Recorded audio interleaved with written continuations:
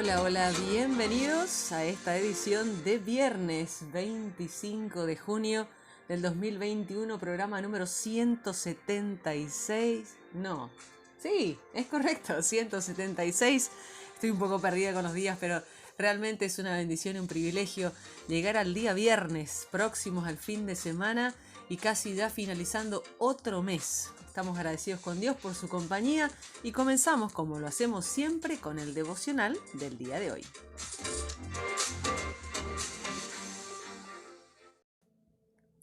Y nuestro devocional del día de hoy se titula El poder de la oración.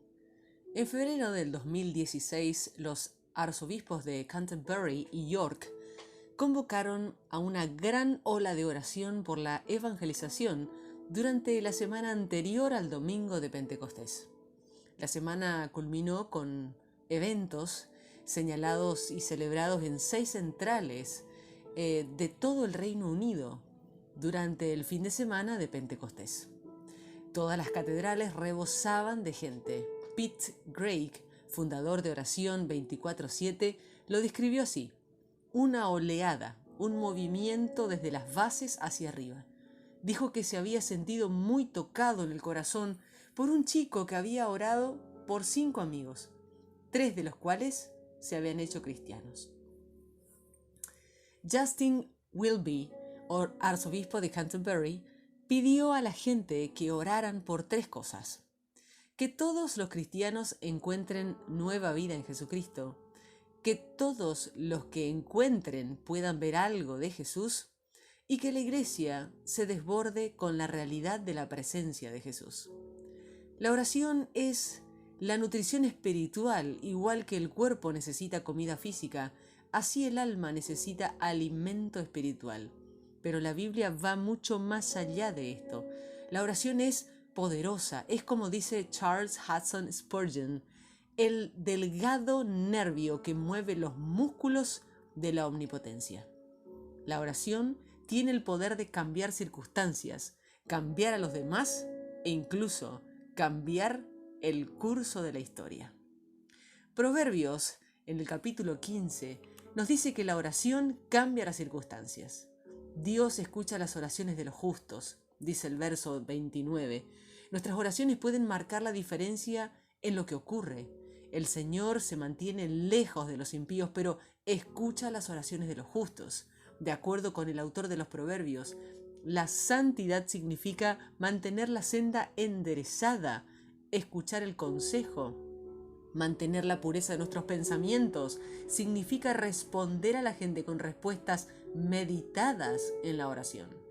La oración es una planificación cuidadosa, no se oponen entre sí. Al igual que es bueno hablar con Dios, es aconsejable también recabar el consejo de los demás. Cuando falta el consejo, fracasan los planes. Cuando abunda el consejo, prosperan, dice el verso 22. Por medio de Jesús, todos los creyentes son justos, como dice Romanos capítulo 3, verso 22.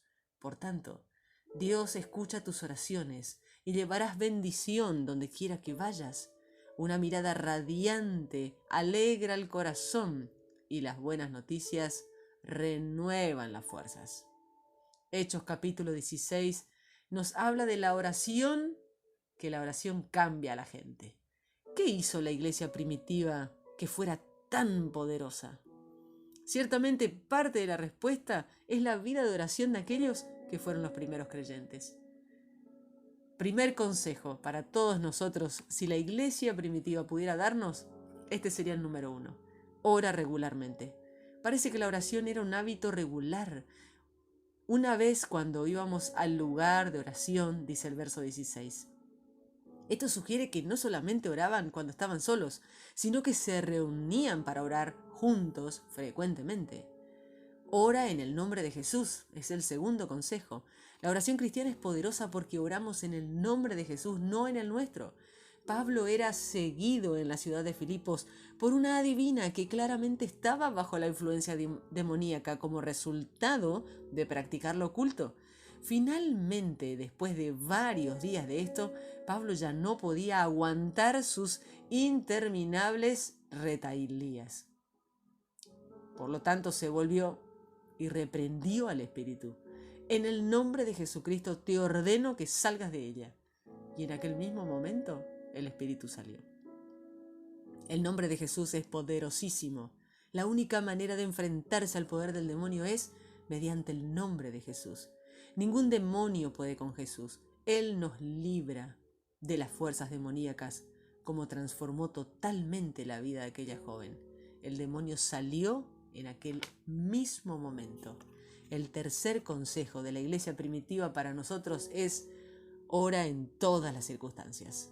La mujer era esclava que había ganado mucho dinero para sus amos, los cuales se enfurecieron al ver que habían perdido sus poderes sobrenaturales y echaron mano de Pablo y Silas y los arrestaron en la plaza, deteniéndolos y, por supuesto, instigando al gentío contra ellos. La multitud se sumó al ataque. Si empezamos a marcar la diferencia, la vida no siempre va a ser fácil. Algunos de nuestros puntos de vista puede que sean muy poco populares o incluso que sean ilegales. Los ataques no son necesariamente una señal de fracaso, pueden ser lo contrario, una señal de éxito. Los magistrados se dieron a la presión y ordenaron que les arrancaran los vestidos y los azotaran severamente y los confinaron a la prisión bajo fuerte custodia y les sujetaron los pies en el cepo. El guardián de la cárcel tenía que estar acostumbrado a que la gente llegara allí enojada, maldiciendo, jurando. En contraste, ve a Pablo y a Silas orar y cantar himnos a Dios, como dice el verso 25. Hay un gran poder en la combinación de la oración y la alabanza. Un terremoto sacudió la prisión y todas las puertas se abrieron. El carcelero estaba a punto de suicidarse, pues pensó que todos los prisioneros habían escapado y temían las consecuencias. Pablo, al ver delante de sí la libertad, eligió quedarse y llevar a su carcelero a Cristo. Cuando Pablo le aseguró que todos los prisioneros seguían allí, el carcelero preguntó: ¿qué tengo que hacer para ser salvo? Aquello fue lo que se llama una oportunidad evangelizadora. Pablo expuso al carcelero lo que tenía que hacer y así éste con su familia entera después creyeron en Jesús y fueron bautizados. Su vida comenzó a cambiar de inmediato. Muestra compasión, lava las heridas de Pablo y Silas y después los alimenta. Tanto él como su familia se alegraron mucho, dice el verso 35. Y quiere que lo conozcan públicamente como cristianos. Llegaron a ser miembros fundadores de la iglesia de Filipos. Estos sucesos fueron tan claramente sobrenaturales que Pablo vio el asombroso poder de Dios tras el hacer humano de sus palabras. Este episodio termina con los jueces teniendo que disculparse personalmente ante Pablo y Silas, pues no se habían dado cuenta que eran ciudadanos romanos y que por lo tanto era ilegal tratarlos de esta manera, de la manera que lo hicieron. Los magistrados se asustaron cuando oyeron que Pablo y Silas eran ciudadanos romanos, así que fueron a presentarles sus disculpas. Los escoltaron desde la cárcel pidiéndoles que se fueran de la ciudad. Al salir de la cárcel, Pablo y Silas se dirigieron a la casa de Lidia, donde se vieron con los hermanos y los animaron. Y después se fueron. La oración no solo tiene el poder de cambiar nuestras propias vidas, también cambia las circunstancias, sucesos y la vida de los demás. Primera de Reyes, capítulo 14 al 16, nos habla de que la oración cambia la historia. Por supuesto, la oración no cambia el pasado, pero puede cambiar el curso de los eventos futuros. La historia del pueblo de Dios, tal como se describe en el libro de Reyes, es una mezcla contradictoria. Leemos cómo constantemente el pueblo de Dios hace lo que ofende al Señor. Pecaban, por ejemplo, tenían prostitutas sagradas, se entregaron a prácticas detestables y siempre había guerra entre Israel y Judá. Con frecuencia los reyes no siempre eran fieles al Señor. Hubo excepciones notables, como la de Asa, quien hizo lo que agrada al Señor, como lo había hecho su antepasado David. Expulsó del país un montón de cosas que a Dios no le agradaban. En medio de todo esto, hay un comentario fascinante. No obstante, por consideración a David, el Señor su Dios mantuvo la lámpara de David encendida en Jerusalén, dándole un hijo que lo sucediera para fortalecer así a Jerusalén, porque David había hecho lo que agrada al Señor y en toda su vida no había dejado de cumplir ninguno de los mandamientos del Señor, excepto en el caso de Urías, elitita. David estaba produciendo un gran impacto aún después de su muerte. Dios honró sus oraciones durante generaciones. Dios le había dicho a David: tu casa y tu reino durarán para siempre delante de mí, tu trono quedará establecido para siempre. David había orado, y ahora, Señor y Dios, reafirma para siempre la promesa que le has hecho a tu siervo y a su dinastía. Cumple tu palabra para que tu nombre sea siempre exaltado y para que todos digan: el Señor Todopoderoso es Dios de Israel. Entonces, la dinastía de tu siervo David quedará establecida en tu presencia. El Señor escuchó la oración de David. El impacto de la oración de David haría cambiar el curso de la historia. David llevó una vida de justicia, excepto en el caso de Urías elitita. Pero el Nuevo Testamento nos dice que toda persona que cree en Jesús está en una posición mejor que la de David. Por medio de la muerte y resurrección de Jesús, eres justo ante Dios, y Dios oye las oraciones de los justos. Así que, por causa de Jesús, tus oraciones pueden cambiar también el curso de la historia. Iniciamos nuestra lectura del día de hoy en el libro de Proverbios, capítulo 15, versos 21 al 30. El torpe es feliz haciendo tonterías, pero el sabio se ocupa de lo que tiene valor. Los planes fracasan cuando no se consultan, pero tienen éxito cuando se pide consejo a los que saben. Qué bueno es dar la respuesta adecuada, y mejor aún dar un consejo a tiempo. El camino de la vida es hacia arriba para el hombre sabio, y así evita tener que ir hacia abajo al sepulcro. El Señor acaba con las posesiones de los orgullosos, pero protege las posesiones de la viuda. El Señor detesta los malos pensamientos, pero se alegra con las palabras amables. El que se da a la estafa trae problemas a su familia, pero el que rechaza el soborno vivirá. El justo piensa antes de responder, pero el perverso escupe maldad por la boca. El Señor se aleja de los perversos, pero está atento a las oraciones de los justos. Una mirada bondadosa alegra el corazón, y las buenas noticias reaniman. Hechos capítulo 16, versos 16 al 40. Una vez, mientras íbamos al lugar de oración, una esclava nos salió al encuentro. Tenía un espíritu de adivinación que le daba el poder de decir lo que iba a pasar en el futuro. Haciendo esto, había ganado mucho dinero para sus dueños. Ella nos seguía a nosotros y a Pablo gritando: estos hombres son siervos del Dios Altísimo, les están diciendo cómo se puede salvar. Ella hizo eso por muchos días hasta que Pablo no soportó más, y entonces se dio vuelta y le dijo al espíritu: por el poder de Jesucristo te ordeno que salgas de ella. De inmediato el espíritu salió de ella. Al ver los dueños de la esclava que se les había fumado el negocio, agarraron a Pablo y a Silas y los llevaron a las autoridades en la plaza principal de la ciudad. Cuando los presentaron ante las autoridades, les dijeron: estos judíos están alborotando nuestra ciudad. Están enseñando costumbres que nosotros, como ciudadanos romanos, no podemos aceptar ni practicar. La multitud se unió en contra de Pablo y Silas. Las autoridades rasgaron las ropas de Pablo y Silas y les ordenaron que los azotaran con varas.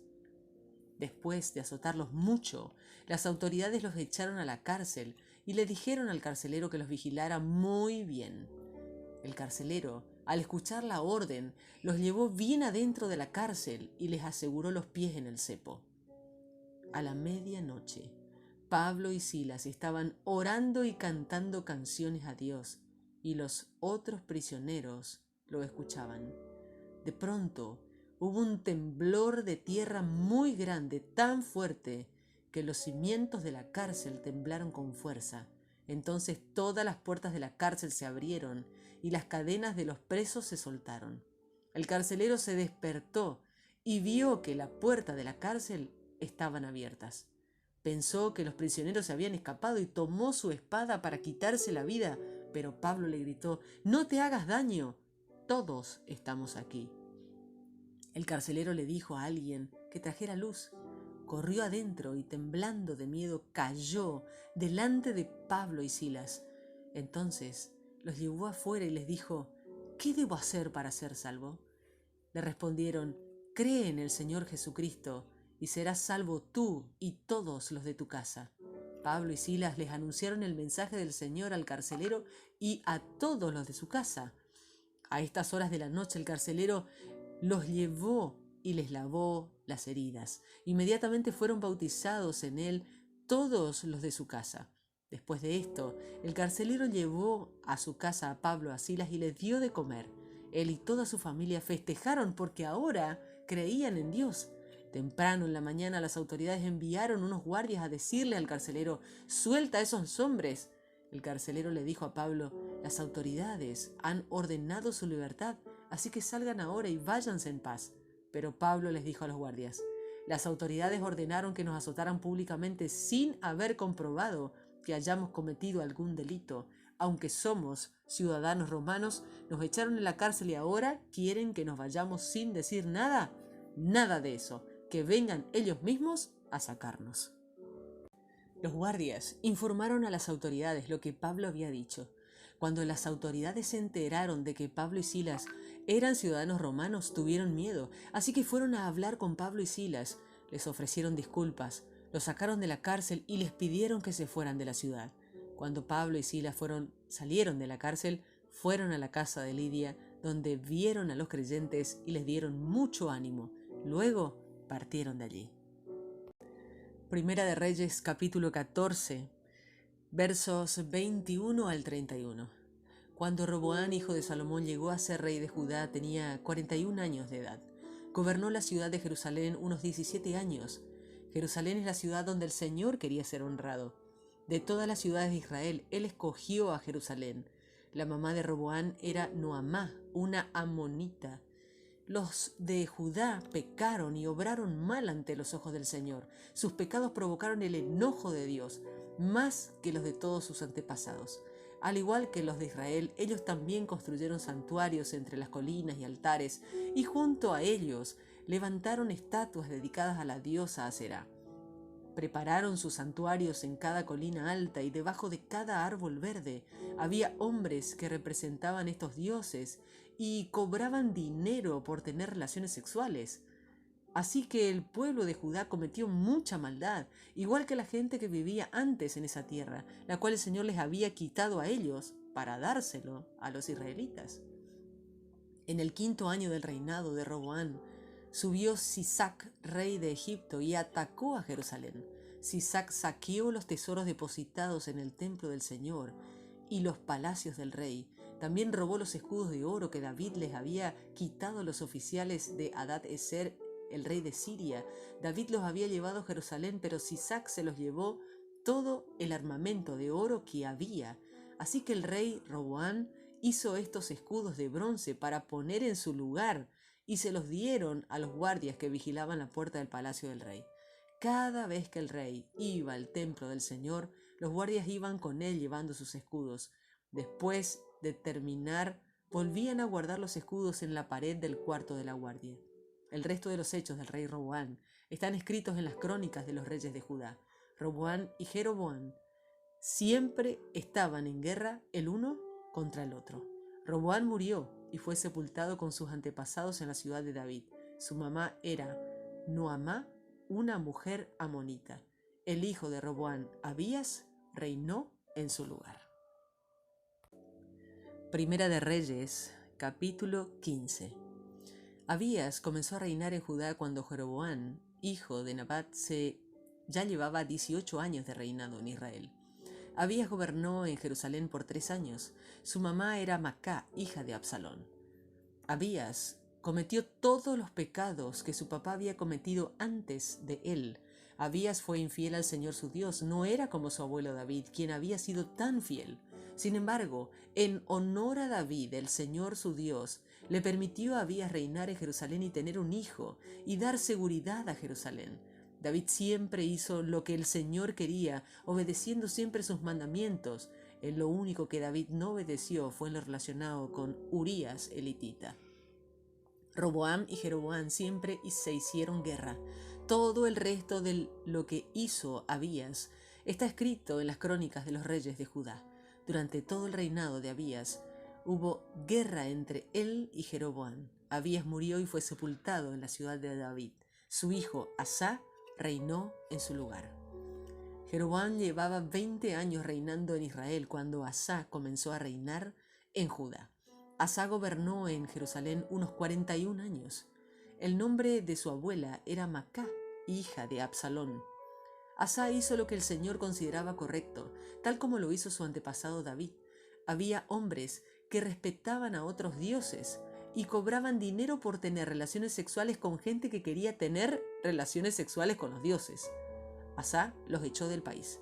También quitó los ídolos que hicieron sus antepasados. También le quitó el puesto a la reina madre, a su abuela Macá, porque ella había hecho imágenes terribles de la diosa falsa Aserá. Asá derribó esas terribles imágenes y las quemó en el valle de Cedrón. Asá no destruyó los santuarios sobre las colinas, pero él fue fiel al Señor toda su vida. Asá y su papá ofrendaron al Señor oro, plata y otras cosas. Asá depositó todo eso en el templo. Mientras Asá era el rey de Judá, siempre hubo guerra contra Basá, el rey de Israel. Basá atacó a Judá porque quería aislar al país de Asá, o sea, Judá. Así que fortificó la ciudad de Ramá. Por eso Asá tomó toda la plata y el oro de los depósitos del templo del Señor y el palacio del rey, y con sus siervos lo mandó a Ben-Hadad, rey de Siria, hijo de Tabrimón y nieto de Heisión. Damasco era la capital de Ben-Hadad. Asá también le mandó este mensaje: hagamos un pacto de paz como el que tuvieron mi papá y el tuyo. Te envío regalos de plata y oro, no mantengas más tu pacto con Basá, rey de Israel, para que salga de mi país y nos deje tranquilos. Así que el rey Ben-Hadad hizo pacto con Asá y mandó a su ejército a luchar contra las aldeas israelitas de Iyón, Dan, Abel-Met-Macá, las aldeas cerca del lago de Galilea y las áreas de Neftalí. Cuando Basá oyó esto, dejó de fortificar a Ramá, abandonó la ciudad y se volvió a Tirsá. Entonces el rey Asá le dio la orden a todo el pueblo de Judá sin excepción, de que ayudaran a quitar todas las piedras de madera que Basá había estado fortificando a Ramá, y fortificó con ellas a Geba del territorio de Benjamín y también Mizpa. El resto de los hechos de Asá, las grandes obras y las grandes ciudades que construyó, están escritos en las crónicas de los reyes de Judá. Desgraciadamente, Asá se enfermó de gota en su vejez y murió. Lo sepultaron con sus antepasados en la ciudad de David. Entonces Josafat, hijo de Asá, reinó en su lugar.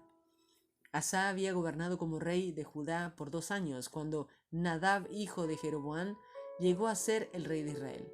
Nadab gobernó a Israel por 2 años, pero obró mal a los ojos del Señor.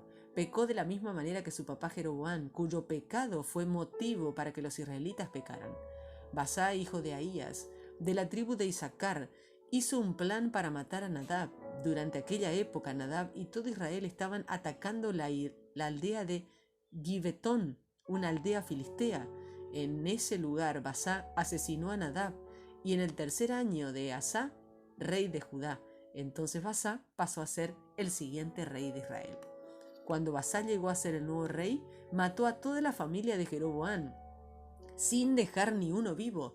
Esto ocurrió tal como el Señor le había dicho cuando habló por medio de su siervo Ahías de Silo.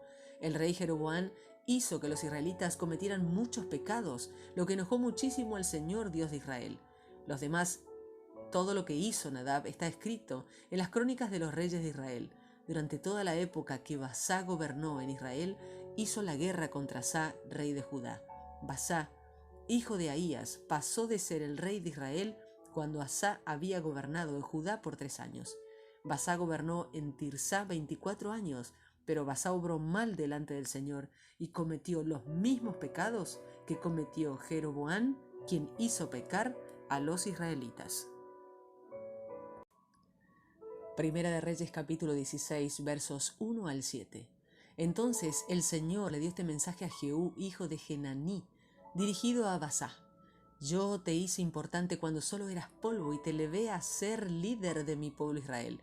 Sin embargo, tú has seguido con los mismos pecados que cometió Jeroboam. Has arrastrado a Israel para que peque, y su pecado me ha enojado mucho. Así que voy a sacarte como sea la basura, como se saca la basura, Basá. Contigo y con tu familia haré lo mismo que hice con la familia de Jeroboam, hijo de Nabat. Si alguien de la familia de Basá muere en la ciudad, se lo comerán los perros, y si alguno muere en el campo, se lo comerán las aves del cielo. El resto de los hechos de Basá y las grandes obras que él hizo están escritos en las crónicas de los reyes de Israel. Basá murió y fue sepultado en Tirsá, y su hijo, Elá, reinó en su lugar. Así que el Señor mandó un mensaje contra de Basá y su familia por medio de Jehú el profeta. Basá hizo mucha maldad contra el Señor y lo hizo enojar, porque cometió los mismos pecados que la familia de Jeroboam, que estuvo antes de él, y por los cuales Dios destruyó a toda esa familia. Y así llegamos al final de nuestra lectura del día de hoy y compartimos las siguientes palabras de oración. Señor, gracias por las muchas veces que has oído y respondido a mis oraciones. Señor, hay tantas cosas por las que oro hoy y que tú conoces y sabes cuáles son estas peticiones de nuestro corazón. Las ponemos hoy nuevamente en tu presencia. Señor, ayúdanos a ser más como la iglesia primitiva. Ayúdanos a reunirnos regularmente para orar. Gracias por el poder del nombre de Jesús. Señor, te pido que la oración y la alabanza estén en la base de todo lo que hagamos. Señor, vuelve nuestra ciudad y nuestro país a ti. Oro para que suscites líderes y políticos completamente entregados a ti, que se deshagan del mal, traigan paz y justicia a nuestro mundo. Amén.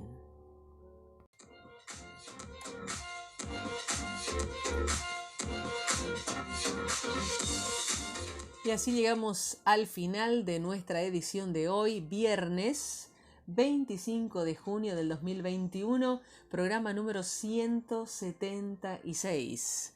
Ya estamos cerca del fin de semana, muchas bendiciones para todos, gracias por compartir con nosotros este tiempo, este objetivo que nos hemos fijado y que oramos y esperamos poder cumplirlo hasta el final de este año. Un abrazo para todos, muchas bendiciones y nos encontramos mañana, si Dios así lo permite, con otra edición de Lee conmigo la Biblia. Bendiciones.